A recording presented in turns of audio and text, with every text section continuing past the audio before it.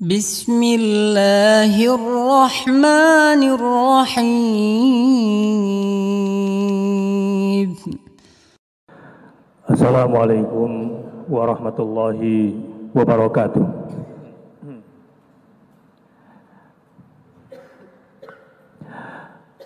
Alhamdulillahilladzi anzala ala abdihil kitaba wa lam yaj'al lahu 'iwaja qayyiman liyundhira ba'san shadidan min ladunhu wa yubashshiral mu'minin alladhina ya'maluna as-salihati anna lahum ajran hasana makithina fihi abada. Asyhadu an la ilaha illallah wa asyhadu anna Muhammadar Rasulullah. Allahumma fasalli wa sallim wa barik ala nabiyyina wa habibina wa syafi'ina wa qa'idina wa maulana Muhammadin sallallahu alaihi wasallam wa ala alihi wa sahbihi wasallim. Ya ayyuhalladzina amanu taqullaha haqqa tuqatih ittaqullaha haqqa tuqatih wa la tamutunna illa wa antum muslimun. Jamaah rahimakumullah, uhibbukum jami'an fillah, yang saya cintai karena Allah. Bertakwalah kepada Allah dengan ketakwaan yang sesungguhnya. Merugilah orang yang takwanya kepada Allah hanya sambil lalu saja. Beragama itu harus fundamental. Enggak bisa beragama itu biasa-biasa saja. Walaupun resikonya dituduh fundamentalis. Akan disebarkan di seluruh dunia dan ke Indonesia kalau ada keluarga menyuruh anaknya sholat 5 waktu di masjid, berarti itu sudah keluarga radikal, fundamentalis. Akan ada, dan jangan kaget sebab ini sudah menjadi program di PBB, menekan radikalisme sekarang tidak cukup lewat masjid, menekan radikalisme tidak cukup lewat lembaga pendidikan, tapi lewat rumah dengan memisahkan ibu dengan anaknya di usia 0 sampai 8 tahun supaya tidak ada radikalisme di keluarga muslim. Jadi kalau ada keluarga menyuruh anaknya ke pesantren, radikal. Ittaqullaha haqqa tuqatih wa la tamutunna illa wa antum muslimun. Ini resiko yang akan dihadapi oleh setiap keluarga yang memerintahkan seluruh isi rumah tangganya bertakwa kepada Allah dengan sungguh-sungguh. Muru auladakum bis salati li sab'i sinina wadribuhum li 10 sinina, kata Rasulullah SAW. Perintahkan anakmu mendirikan salat di usianya yang ke-7, dan pukullah jika tidak mendirikan salat di usianya yang ke-10. Menurut sudut pandang hak asasi manusia internasional, ini sudah kekerasan dalam rumah tangga. Terserah mau pilih yang mana. Tapi inilah fenomena, inilah tantangan yang dihadapi oleh ayah, oleh suami di zaman modern. Tapi banyak juga yang kalah. Pakai sistem demokrasi di dalam rumah. Ini pendidikan mana ini? Demokrasi itu urusan politik. Demokrasi itu urusan bernegara. Jangan bawa ke rumah. Tidak ada di dalam Islam panduan berdemokrasi di dalam rumah tangga. Keblinger sebagai suami nanti. Menghadapi istri saja bingung. Ada banyak bapak, ada banyak ayah, tekanan batin karena nggak berani mencarikan jodoh buat anaknya. Gara-gara terlalu demokratis. Sidang Jumat rahimakumullah. Tema khutbah Jumat pada hari ini adalah menjadi ayah, pemimpin masuk surga sekeluarga. Sekaligus menjadi suami, pemimpin masuk surga sekeluarga. Sengaja saya pilihkan tema yang sangat menukik karena banyak ayah, banyak suami disorientasi, kehilangan orientasinya, entah mau dibawa kemana rumah tangganya. Sama istri saja tidak bisa menjadi qawwam yang baik, mendidik istri dengan penuh kasih sayang agar bisa menjadi pendamping suami masuk surga sekeluarga. Mendidik istri bagaimana agar menjadi ibu yang membawa anak-anaknya masuk surga sekeluarga.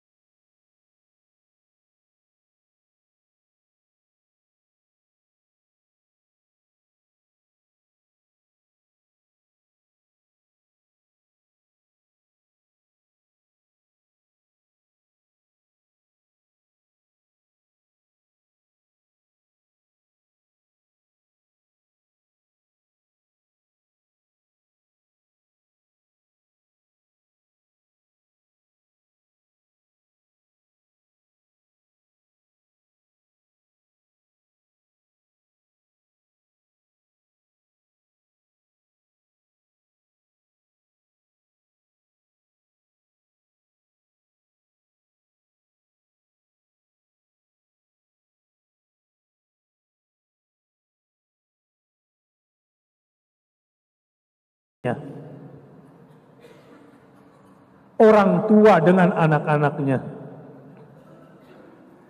Ini tantangan berat.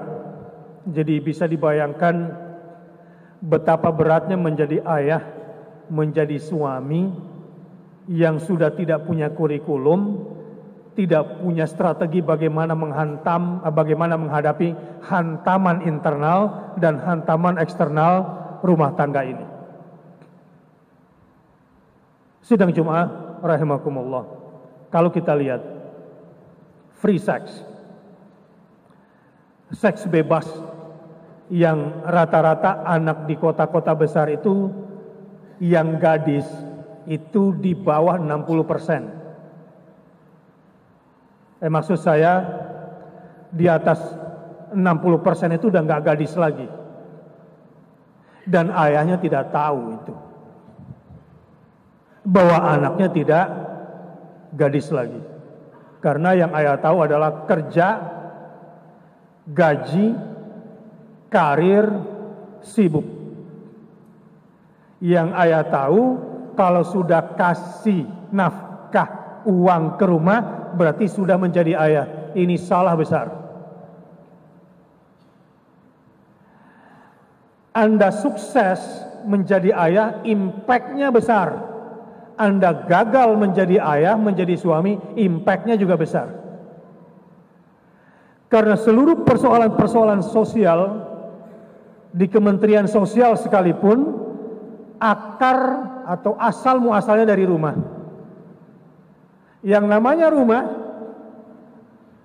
pencetak suksesnya, inspirasinya itu dari ayah. Penjahatnya juga dari ayah. Teladannya dari ayah, biang keroknya juga dari ayah.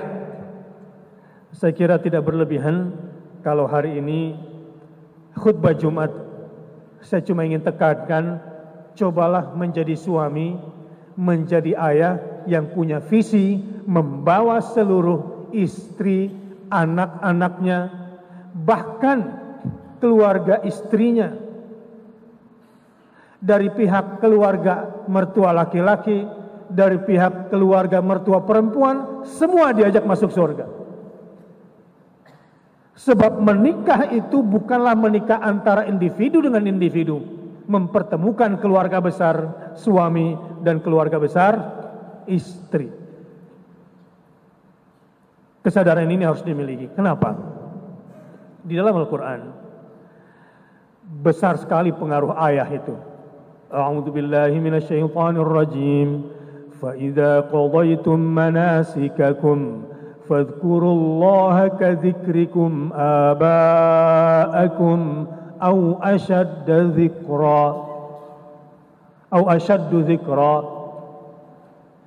Kalau kamu sudah menunaikan manasikmu, maka ingatlah kepada Allah dengan berzikir kepadanya seperti kamu ingat kepada bapak-bapakmu, dan seharusnya ingat kepada Allah lebih kuat lagi ketimbang ingat kepada bapak-bapakmu.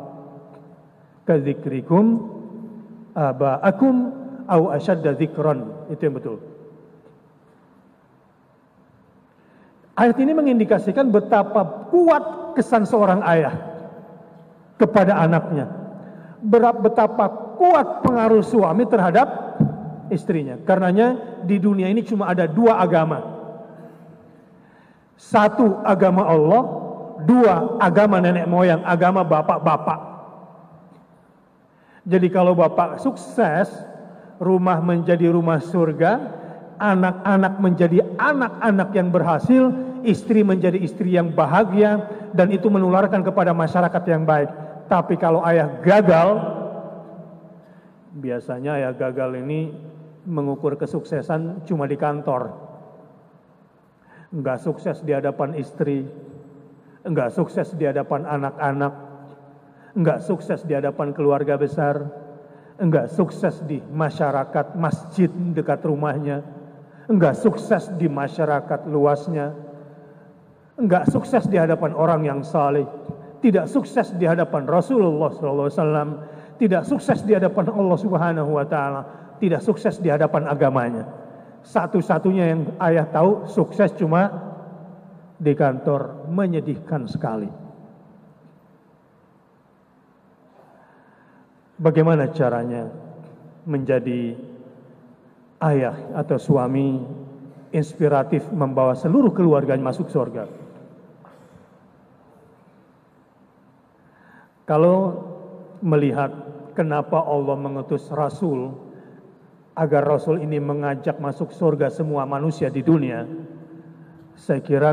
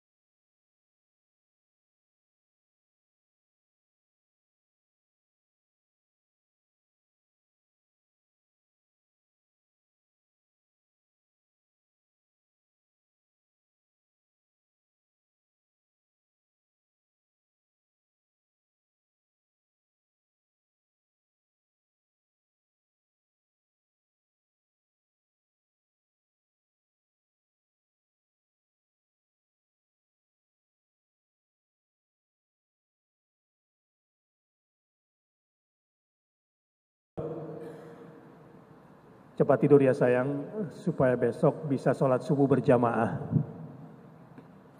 Mana yang paling banyak dipertanyakan di rumah, khususnya malam hari kalau ayah pulang kerja.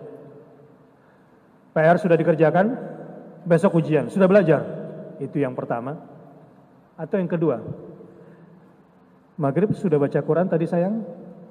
Hafalannya nambah nggak hari ini? Apa yang kamu pahami dari ayat yang tadi ayah bacakan sebelum kamu sekolah? Mana yang banyak ditanya oleh seorang ayah? Dari sini sudah kelihatan mana ayah yang membawa anaknya ke neraka, mana ayah yang membawa anaknya ke surga. Kewajiban orang tua minimal membacakan satu hadis kepada anaknya satu hari. Atau setidaknya obrolan-obrolan dia dengan anaknya menyelipkan ayat Allah, menyelipkan hadis-hadis Rasulullah meskipun dalam bentuk cerita. Kalau hari ini ayah sibuk, delegasikan istri.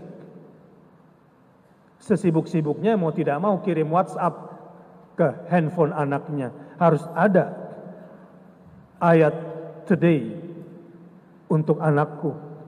Harus ada hadis hari ini untuk anakku. Kalau rapot anaknya bagus, ini baru anak papa. Kalau rapotnya jelek, ini anak mama. Mama yang dimarahin. Kamu tuh istri. Istri itu madrasah. Kalau madrasah jelek, rusaklah anak-anak kita. Nilai anak kita jelek gara-gara madrasah jelek. Istrinya bilang, iya, karena kepala sekolahnya nggak ada di sini. Madrasahnya jelek karena kepala madrasahnya yang dia tahu cuma cari duit, karir. Untuk bisa membuat anak-anak mau mendengarkan ayat-ayat Allah tidaklah mudah. Faqidu syai' la yu'ti. Bagaimana anak-anakmu senang kepada ayat-ayat yang kamu bacakan kalau kamu sendiri tidak menikmati membaca ayat itu? Mana mungkin anak-anakmu menikmati penjelasan hadis dari kamu kalau kamu tidak mencintai sunnah-sunnah Rasulullah SAW? Enggak mungkin itu. Faqidu syai' la yu'ti. Itu kaidahnya. Ayah yang tidak mencintai Al-Quran, ayah yang tidak mencintai As-Sunnah, mana mungkin bisa menularkan itu kepada anaknya. Kalau merasa menjadi ayah yang seperti itu dan bisanya cuma cari duit doang, jangan sombong. Anda punya kesalahan besar yang tidak bisa dimaafkan di hadapan Allah Subhanahu wa taala. Cepat belajar.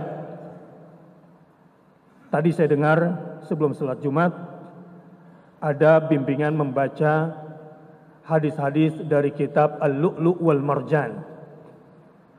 Itu kurikulum wajib yang diajarkan ayah kepada anaknya. Hadis-hadis yang menjelaskan tentang ahkam, tentang hukum kepada anak-anaknya.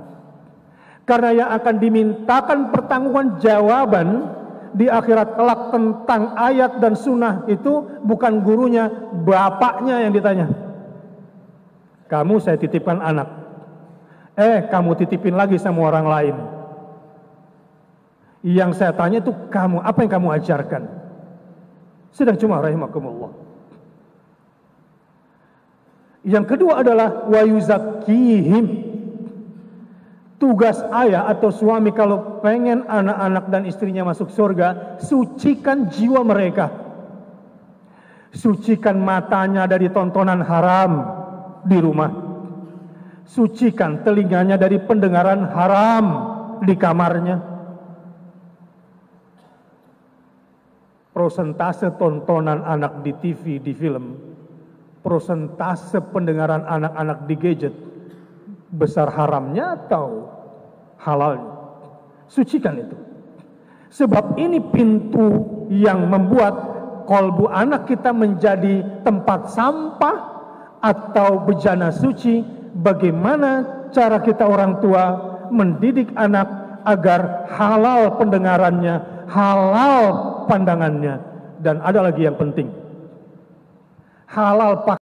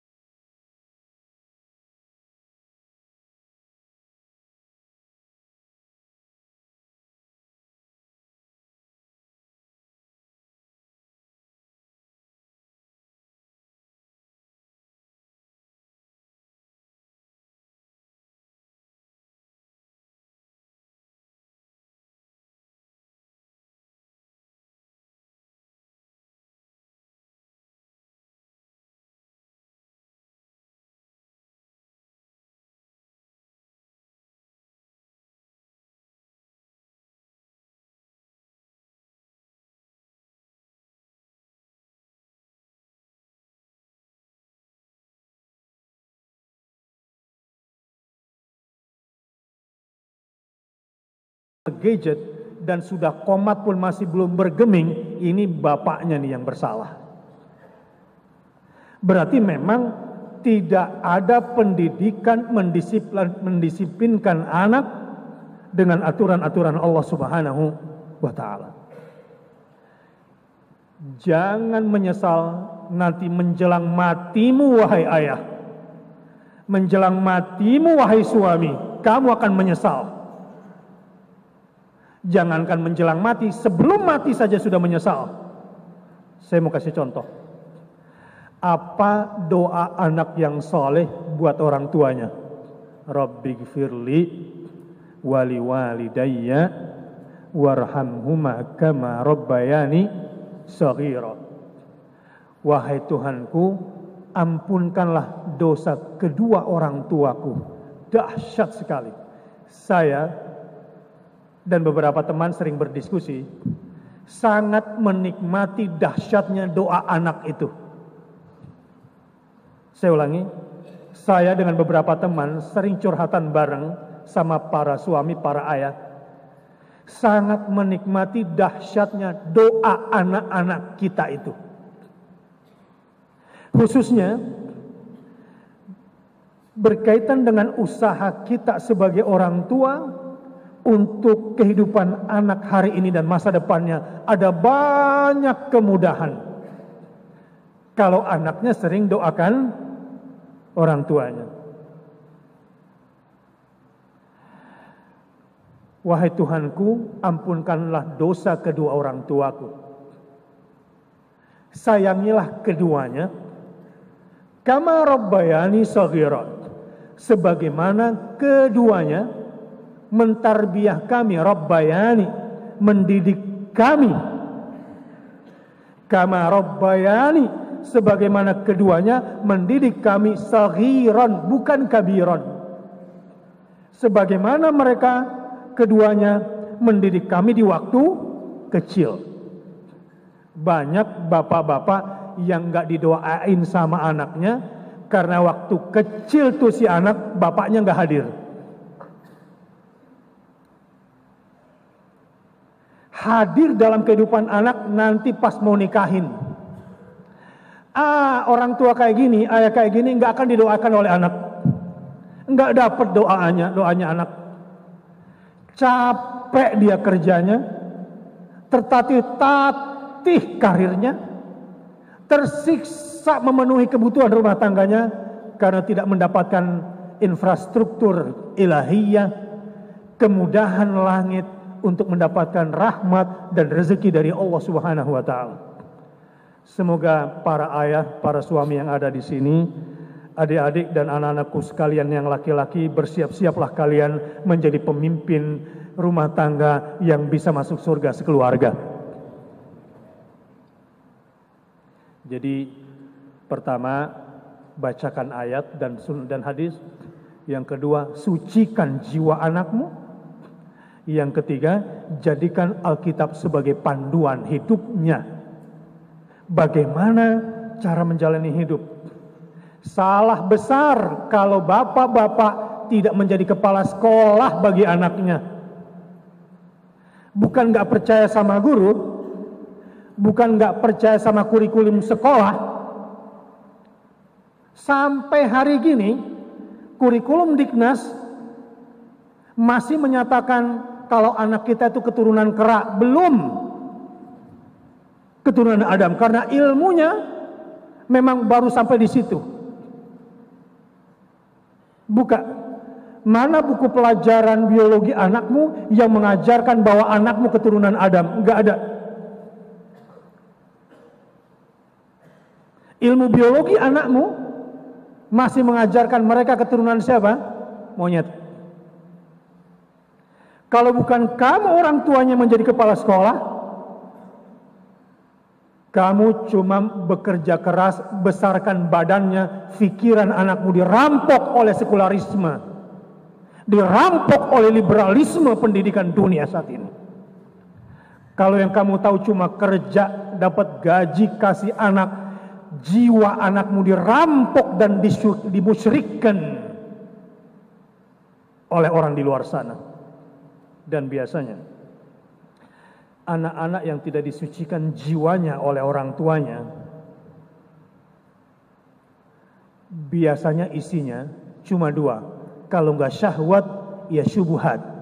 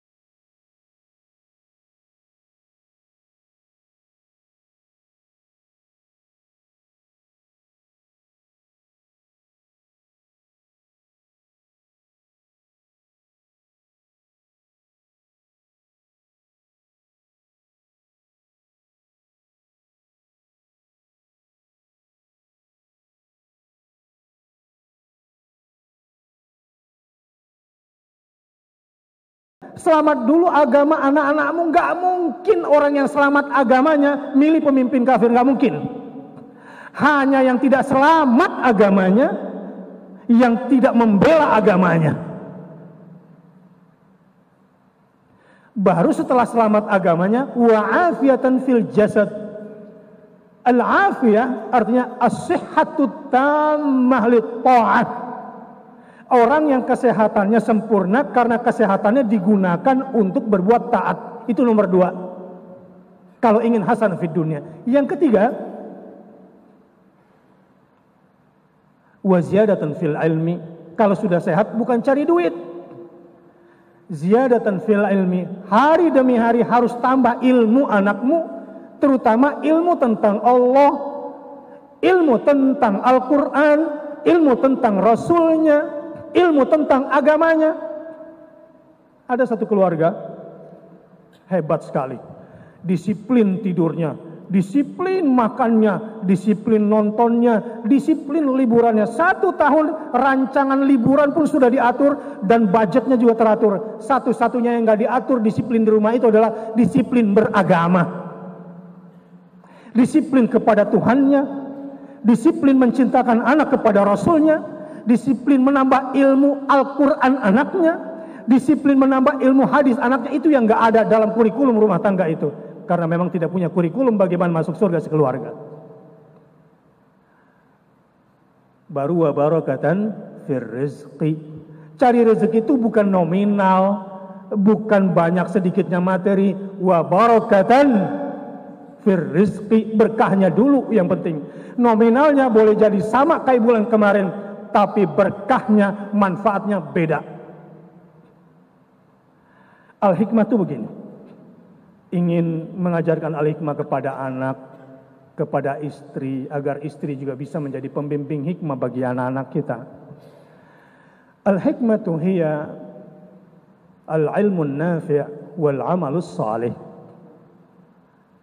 Wa man yu'tal hikmata faqad utiya khairan katsira.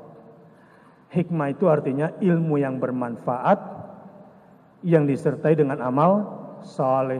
Jadi kerakyatan yang dipimpin oleh hikmah. Yang boleh mimpin rakyat Indonesia ini yang punya ilmu yang bermanfaat, bukan ilmu bohongin orang. Ilmu yang bermanfaat bukan bohongin orang lewat media dengan pencitraannya. Dan wal amalus salih, amalnya benar menurut Allah dan Rasulnya. Jakarta, 70% tanahnya dirampok oleh penjajah ekonomi saat ini. Pantai utara Jakarta mau dirampok dengan menggusur dan mengusir pribumi. Ini semua gara-gara kita taat sama undang-undang. Ini semua gara-gara kita apa? Taat sama peraturan. 4.000 polisi dan tentara yang menakut-nakuti rakyat Jakarta Utara karena Polri dan tentara taat sama undang-undang. Pertanyaan saya, siapa yang bikin undang-undang? Untuk kepentingan siapa undang-undang dibuat? Negara ini akan hancur kalau tidak mengembalikan Indonesia dari ketuhanan yang Maha Esa sampai kepada kerakyatan yang dipimpin oleh al-ilmun nafi wal amalus salih. Pemimpin yang ilmunya bermanfaat dan menjadi pemimpin yang bijak dengan amalnya yang salih. Enggak akan kita dapatkan dari orang kafir seperti itu. Pendiri negeri ini sudah menggunakan kata hikmah sejak awal. Adapun kebijaksanaan itu nanti dalam bahasa human interest-nya. Hikmah, kerakyatan ini pimpin oleh hikmah, kebijaksanaan dalam permusyawaratan dan perwakilan, walaupun ini semua sudah diingkari oleh negeri ini. Kembali ke rumah tangga, menjadi ayah yang penuh hikmah adalah ayah inspiratif, yang teladan-teladannya, yang ilmu-ilmunya membawa anak-anaknya pada kebahagiaan. Tapi sayang, sudah terlalu banyak anak-anak yang lapar ayah, yang udah nggak ngefans lagi sama bapaknya, karena bapaknya nggak bisa menjadi my first love bagi anak perempuannya, karena bapaknya tidak lagi bisa menjadi my dad, my hero, nggak bisa lagi. Kenapa saya